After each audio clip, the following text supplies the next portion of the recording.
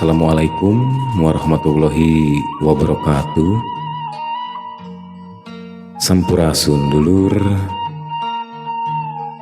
petepang deui sareng sim kuring Wisnu Wirandi dina acara ngadongeng ya banyak.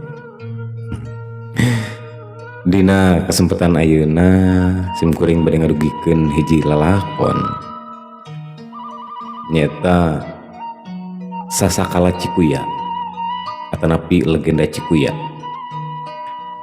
Palawargi carita ieu parantos ditulis dina buku cerita anak dui bahasa Sunda dialek Banten sareng Indonesia anu ditulis ku Bapak Ismawanto oge diterjemahkeun ku Bapak Ismawanto nya tina bahasa Indonesia ke bahasa Sunda gitu.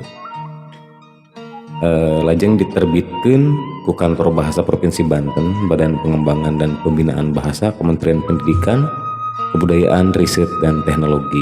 Diterbitkeun dina tahun 2022. Tah palawargi dongeng ieu nyaritakeun hiji tempat sabenerna nu aya di Kecamatan Cibeber nyata anu ketelahna ieu teh tos janten kebon teh Cikuya kitu teh nya.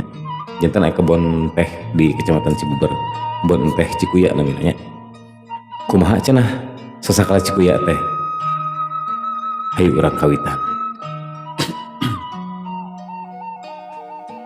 Palawargi sadaya aya hiji lembur anu ayana di gigireun walungan.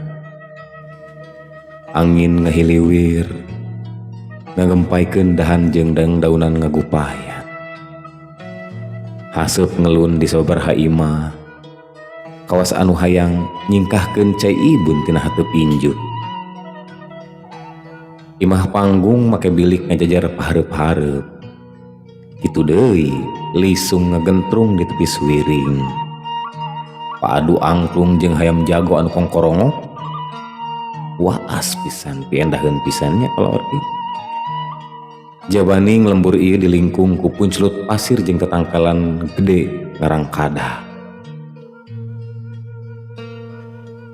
Salah sahiji warga anu cicing di lembur eta ngaranna Ki Balakarang jeung Nyi Lawung. Hirup maranehna ngarasa bagja pisan kusabab ngabogaan hiji anak lalaki anu diaranan Sancang. Manehna teh daekan jeung hampang birit pisan si Sancang teh nya. Sok mantuan pagawean kolotna sanajan manehna budak keneh. Dijabani ngalasuluh atanawa pagawean-pagawean anu sejen anu dipikar sepuh si Sancang eta. Maranehna oge berehan tur someah ka tetangga. Sapopoena kulawarga eta teh digawe di kebon. Hiji mangsa palawargi dina wanci isuk-isuk Nyi Lawung keur napian beas kalian pinuh ku kabunga. Manehna diuk dina susompang bari supuna dirunyung ku hayam. Bari macokan si hayam teh macokan serah dina tanu. Dumadakan kitu aya si gangsang ngagorowok. Ambu! Nyi Lawung reuwas. Katenjo si gangsang jeung babaturana ngagotong Sancang bari ngahegak turamisak. Dumadakan kabungah Nyi Lawung jadi robah ku kakaweur. Tuluy manehna milu ngagotong ka pertengahan imah. Kunaon atuh si Sancang? Cek Nyi Lawung bari ngadaregdeg. Sancang naik kena tangkal kai di tepi suwiring. Manehna rek galanggang. Dadak sakala odeng ngagimbreng jeung nyireudan kana awakna. Kusabab reuwas manehna arek-arekeun sorangan. Kitu cek si gangsang teh nyarita ka inungna Sancang nyata Nyi Lawung. Sancang teh eling-eling. Beungeut jeung leungeunna barareuh barentol semu beureum nya. Tuluy Ki Balakarang datang ti kebon. Gancang manehna mariksa si Sancang. Leungeunna gegeter nalika ngararagap sirahna Sancang. Barareuh jeung berebeuy beureum nu jadi pihariwangeun meureun ti dagor pas manehna ragrag gitu. Geura-geura atuh Ki Balakarang lumpat ka imahna nengan piubareun tuluy lumpat ka imah kokolot lembur. Sawatara eta Nyilaung jeung cerikan anakna. Gangsang jeung babaturana milu ceurik tangtunanya teu bisa nahan kasedih. Palawargi sababaraha poe Sancang teh eling-eling. Ki Balakarang geus mentat pitulung ka kokolot nu aya di sababaraha lembur. Anger we kitu nya. Manehna oge nyieun ubar sabisa-bisa. Tapi Sancang tetep teh eling-eling wae geuninganan. Nepi kana hiji peuting Sancang tilar dunia palawari. Nyilaung kalintang sedihna. Anak ukur hiji-hijina anu pikadeudeuh teu aya di kieuna geuninganannya. Mang bulan-bulan Nyilaung teu bisa nyamunikeun kasedihanana. Ki Balakarang jeung tatanggana sok ngabebeurah Nyilaung. Tapi geuninganan manehna can bisa narima yen kaayaan anakna geus eueuh.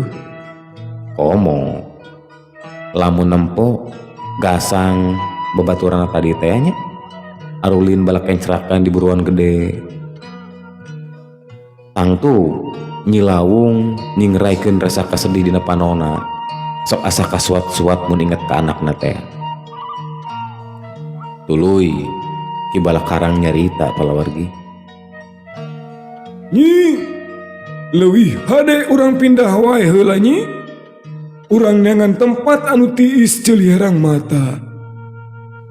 Anu bisa matak nangtremkeun hate jeung pikiran nyai. Lamun engke nyai geus paler, urang pindah deui ka dieu. Eta kitu pituduh kolot teh ti lembur nyi. Nyilaung nurutkeun kahayang atanapi pituduh ti kolot lembur tadi nya. Sanajan berat sebenarnya mah hatena. Tah palawargi jauhna 5 punculut di kampung baheula. Atanapi di kampung samemehna. Ki Balakarang jeung Nyilaung nyieun saung dina lengkop gigireun walungan. Teu pati gede saungna mah, tapi cukup pikeun maranehanana mah. Sakurlingna bungking saung eta pinuh ku tangkal kai anu geus jenggotan. Jempling, sakapeung, angin ngahiliwir, ngagupayan manuk baceo geuninganannya. Lauk pating karo cepat dina empang, pancuran henteu eureun-eureun ngigel dina kokocor. Anehna Nyilaung inget we ka Sancang. Boh dina sarena oge manehna mindeng gundam nyebutkeun anakna. Tuluy manehna ramisak. Kitu deui manehna hariwang lamun engke Nyilaung jeung Ki Balakarang geus kolot. Teu aya anu ngurusan lamun teu gaduh putra amanya. Jadi eta nu dipikah hariwang ku Nyilaung teh salaresna mah palawargi. Akhirna Ki Balakarang nyieun kaputusan. Haripokna kieu cenah. Nyi, pikeun nyumpanan ka hoyong anjeun. Abah rek neangan geganti si Sancang.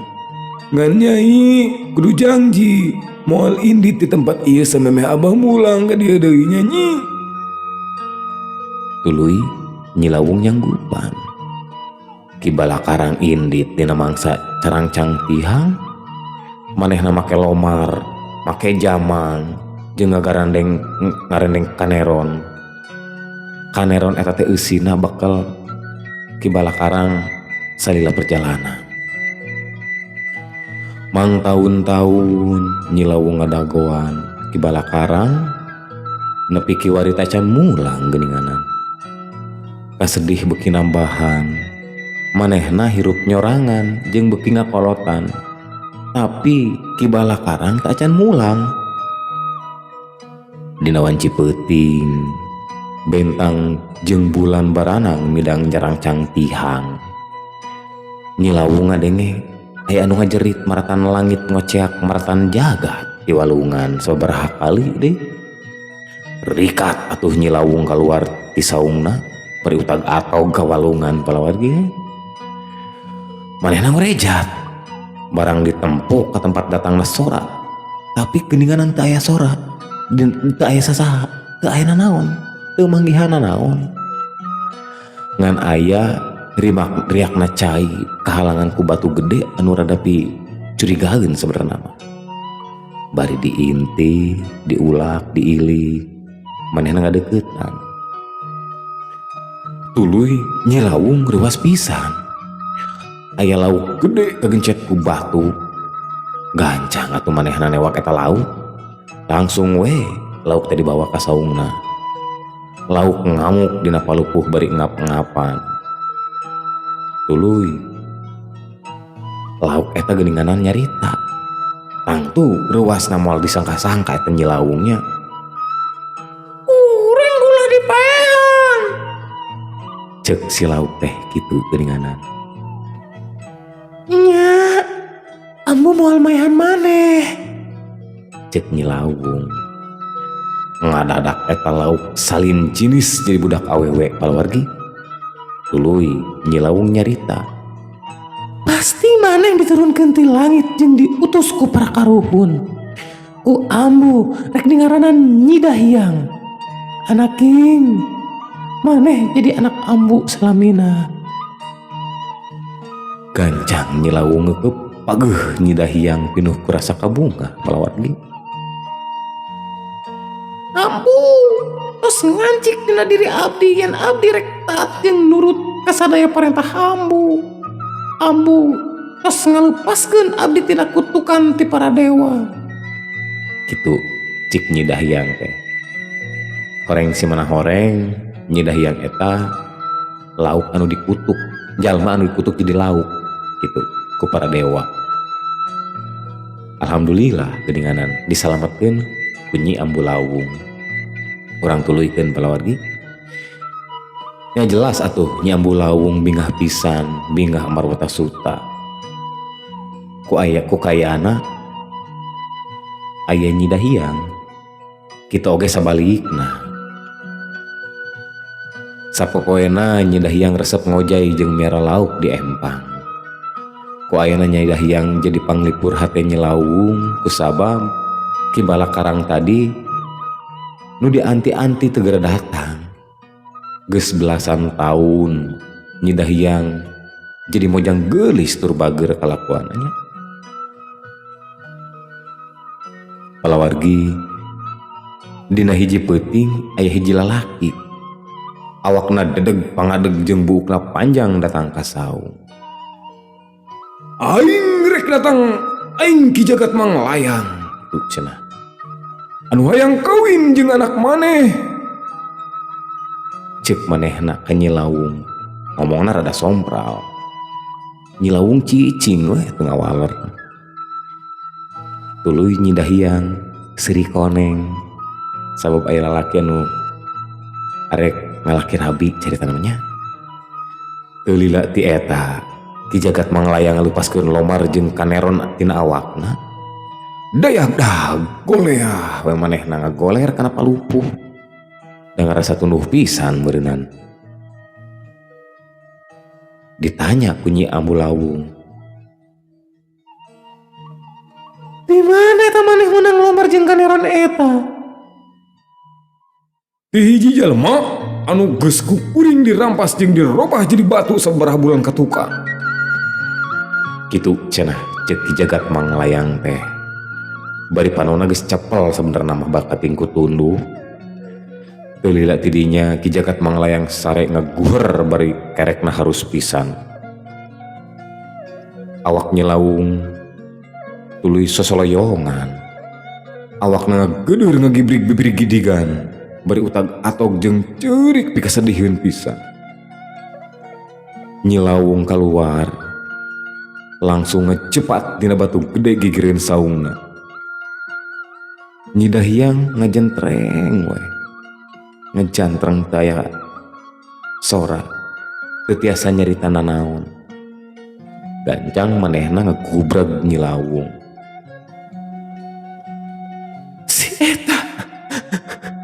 Si eta nu geus ngajadikeun abah maneh di balakarang jadi batu.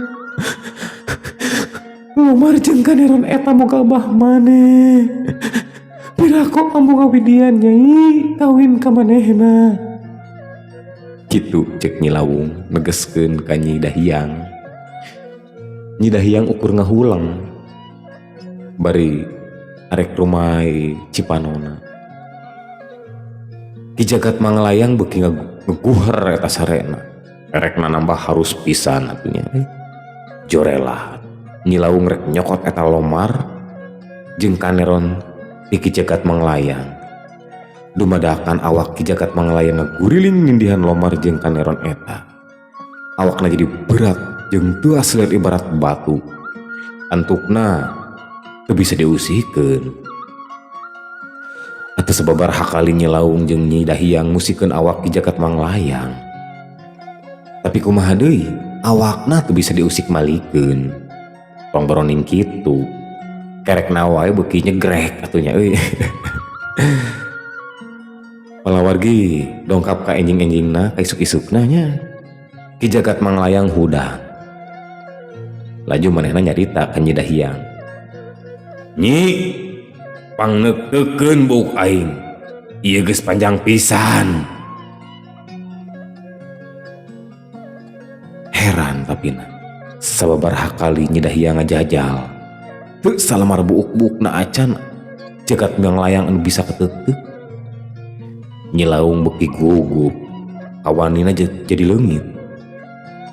Ki Jagat Manglayang sing horeng si mana horeng jelema sakti mandraguna palawargi. Kitu cenah cek pikiran Nyi Lawung teh. Sabada mumulu Ki Jagat Manglayang ngaguher sare deui jeung kerek meuni nyegrek. Nyi Lawung jeung Nyi Dahyang jadi baluweng. Maranehna leumpang ka punclut. Nyi Lawung tanggah ka langit. Duh Gusti, naon anu kudu kuring dipilampa Gusti. Paparin kuring pituduh Gusti. Maranehna masih nalingakeun kayaan sabudeurina eta. Breh we dina pikiran Nyi Lawung. Ambu tos manggihan carana. Pasti Ki Jagat Manglayang moal eta tiasa ngagawean eta. Manehna jadi curinghak jeung langsung balik ka saungna. Dina wacita tangange Ki Jagat Manglayang hudang. Gancang atuh Nyi Lawung nyarita ka Ki Jagat Manglayang. Ambu maneh ngawidian maneh kawin jeung Nyi Dahyang. Lamun maneh bisa nyieun parahu jeung ngebendung di tempat ieu jadi situ gede dina waktu sapeuting. Ameh incu-incu ambu bisa arulin jeung ngojay di atas itu. Aing ulah disebut Ki Jagat Manglayang. Lamun teu mampu ngagawean eta syarat, lamun gagal aing sumpah moal kawin ka sasaoge salilana. Kitu cenah palawargi. Ceuk Ki Jagat Manglayang bari seuri ngagarak. Palawargi urang lajengkeun. Peuting eta keneh atuh Ki Jagat Manglayang mimitian nyieun parahu dina kai anu panggedena di tempat eta. Jorelat Ki Jagat Manglayang gek diuk sila di tengah punclut bari nyarita. Hei wadao, hei wadia balad aing. Balad-balad aing bangsa jin jeung dedemit geura datang. Geura datang ayeuna geura ngajirim. Burisa dar gelap pada dibarengan angin gede ngaguruh jeung ngageledug di eta tempat. Prak bum tua. Sora sagala kadenge. Hei bangsa jin jeung dedemit, maraneh bendung walungan ieu ameh jadi situ gede. Maraneh kudu ngebereskeun saacan hayam jago kongkorongo. Kitu cenah palawargi parentah Ki Jagat Manglayang. Teu loba mikir, gancang marehna digawe. Emprak surak kadenge ka mana, balebat cahaya teu eureun-eureun tengah peuting Ki Jagat Manglayang tos ngabereskeun eta parahuna. Geura, sing gancang atuh ari digawena. Kitu cah, kerwok Ki Jagat Manglayang ka para dedemit anu keur digawe. Tuluy Ki Jagat Manglayang sare deui si eta mah nya ngaguher ti berapisan dina parahu. Ngadenge kerek Ki Jagat Manglayang bangsa jin jeung dedemit malah balak kecerakan ngarojay jeung lumpatan dina eta situ. Tuluy Nyi Dahiang cilincing cak ka dieu ka ditu. Ambu, naon nu kudu atuh kurang dipilampah ambu. Tinggal itu Ki Jagat Manglayang leuwih pinter geuningan nanti urang ambu. Geura ambu, Nyai oge embung kawin ka manehna ambu. Cai situ geus teh leber. Maranehna nambah ngaguligah. Naon atuh? Naon wae nu rek dilampahan ku ambu? Pikeun maneh anak king. Ambu geus pusing. Ambu geus buntu. Kitu cenah teges Nyilawung teh. Teu lila Nyilawung ngajleng ka dasar situ. Lila-lila Nyilawung teu katingali mucunghul wae geuninganan. Nyi Dahiang beuki teu geunah cicing. Sawatara ti eta Ki Jagat Manglayang masih keneh kerek ngaguher barjeng harus pisan. Sajeroning Ki Jagat Manglayang ti berasare bendungan jebol. Dor dor dor caina ngalegeudeut ka hilir. Sora batu jeung karang ngaguruh pabawa ku caahna cai. Cai dor dor dor Nyai Dahiang ngajerit.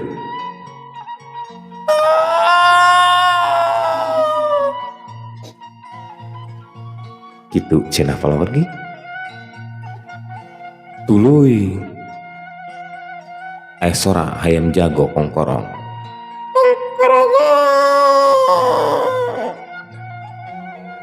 Ki Jagat Manglayang nguliat hudang. Nafsu ngagudug-gudug amarah teu kawadahan. Bendungan situ tereh saat manehna ambek teu katulungan. Hei jin jeung dedemit, gawe maraneh boyot pisan siga kuya. Rikat Ki Jagat Manglayang newakan jeung ngaringkus eta para jin jeung dedemit. Tuluy Ki Jagat Manglayang ngabaledogkeun eta para jin, dedemit jeung batu-batu gede ka sagala arah. Blang blang blang ka dieu ka ditu. Gawe maraneh boyot pisan siga kuya. Kitu cenah ceuk Ki Jagat Manglayang. Anu akhirna manehna ngalolos bari nanggung ka isin katawean kacanir bangban.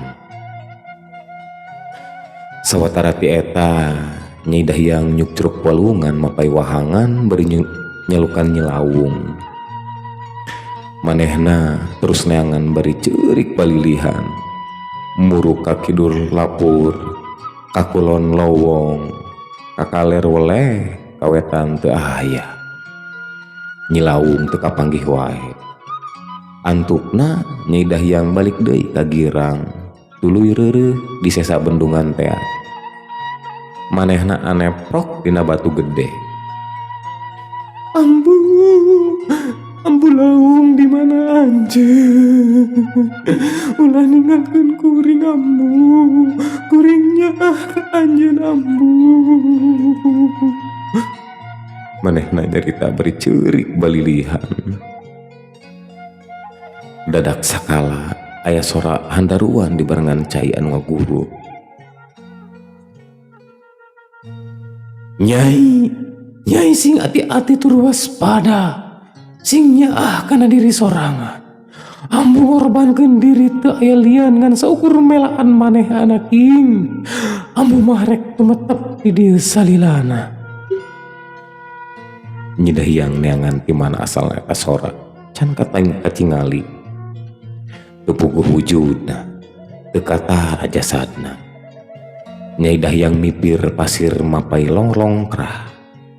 barang anjlok ke tengah puncelut manehna ngajlewag reuas. Pasir-pasir nu disebuteureun tos ganti warna pindah rupa jadi sigat tonggong kuya. Nepi kiwari masyarakat sabudeureunana eta mere ngaran Cikuya. Tah kitu palawargi.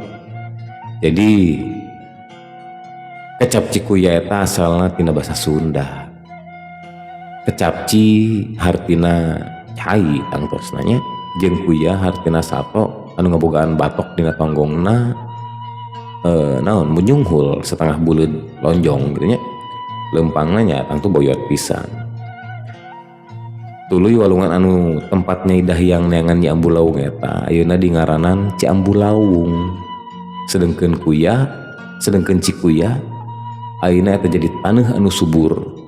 Terus sok kakoncara ka mana jadi tempat wisata kebon enteh nu aya di desa Hegarmanah, Kecamatan Cibeber, Kabupaten Lebak, Provinsi Banten. Alhamdulillah tos aya laguna oge nya anu didamel ku dulur-dulur tongeret ti Pakidulan. Siga kieu laguna tah.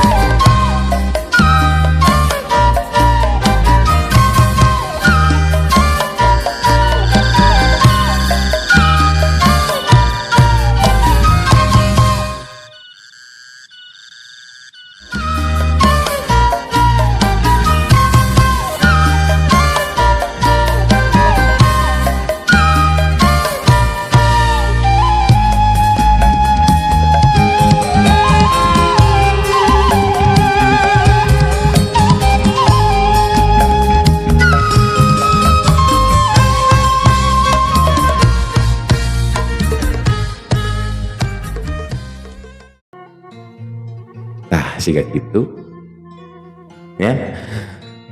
Palawargi sakitu anu kapihatur ti simkuring hapunten semudaya kelepatan tadi teh tebih pisan tina sae nya. Hapunten anu kasuhun hampurna diteda bilih dina aya lepat ucap lepat saurna simkuring ada dihapunten sakali deui memang saukur resep sareng mikanyaah. Oge mudah-mudahan tiasa manfaat kanggo balarea khususna kanggo barudak ngora zaman ayeuna nya palawargi. Sakitu panginten anu kapihatur hatur nuhun cag sampurasun. Assalamualaikum warahmatullahi wabarakatuh.